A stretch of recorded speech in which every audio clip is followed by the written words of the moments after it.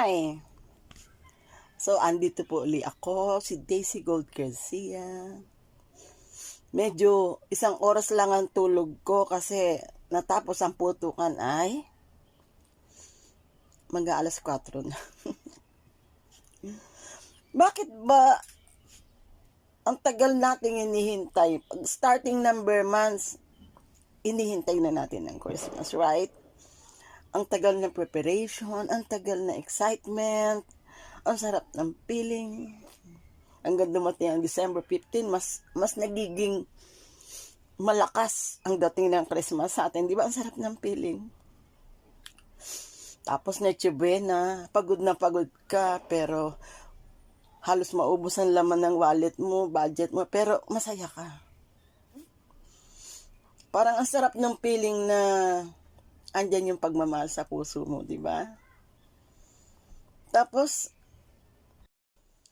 eto na, hintayin naman natin ng New Year.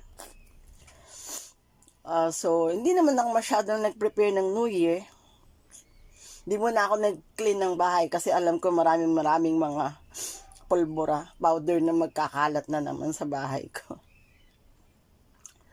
So, New Year is quite threatening. Medyo takot ako pag New Year kasi 3 times nang pumutok ang tubig ko sa ground floor ko and I was so mad. Siyempre, you're sleeping and your water pipe just got burst without you knowing it.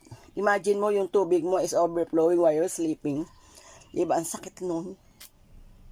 Tapos nobody cares or inform you that, oh, your water pipe got burst because of those firecrackers.